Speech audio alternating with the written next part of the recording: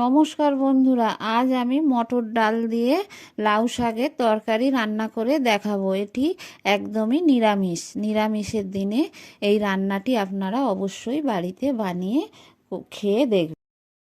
মটর ডাল দিয়ে লাউ শাক রান্না করার জন্য আমি কিছুটা লাউ শাক কেটে নিয়েছি। শাক আর ডাঁটা একসাথে কেটে ধুয়ে নিয়েছি, এই দেখুন। আর মটর ডাল নিয়ে আমি 4-5 ঘন্টার জন্য ভিজিয়ে রেখে দিয়েছি। আর নিয়েছি আমি একটু আলু আর বেগুন কেটে রেখে দিয়েছি, আর নিয়েছি কাঁচা লঙ্কা। এবার কড়াইয়ে সরিষার তেল গরম করতে দিয়ে দিলাম।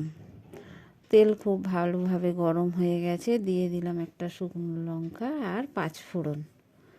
দিয়ে ফোড়নটা খুব ভালো করে ভেজে নিয়ে দিয়ে দিলাম চেরা কাঁচা লঙ্কা। দিয়ে কেটে রাখা আলুটা আমি দিয়ে দিয়েছি। দিয়ে আলুটা আমি ভেজে নেব।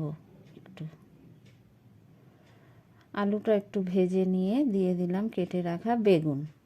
বেগুনটাও আলুর সাথে আমি একটু ভেজে নিচ্ছি।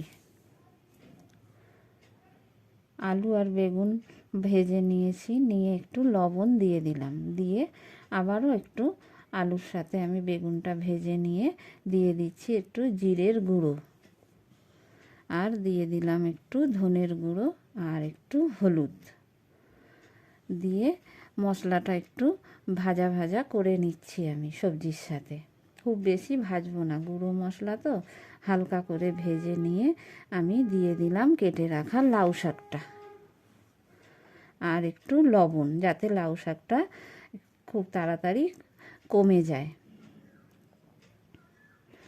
লবণ দিয়ে সবজির সাথে খুব ভালো করে আমি শাকটা নেড়ে চেড়ে নিলাম। এই দেখুন শাকটা কতটা কমে এসেছে, আর ডাঁটাগুলো একটু ভাজা ভাজা হয়ে গেছে।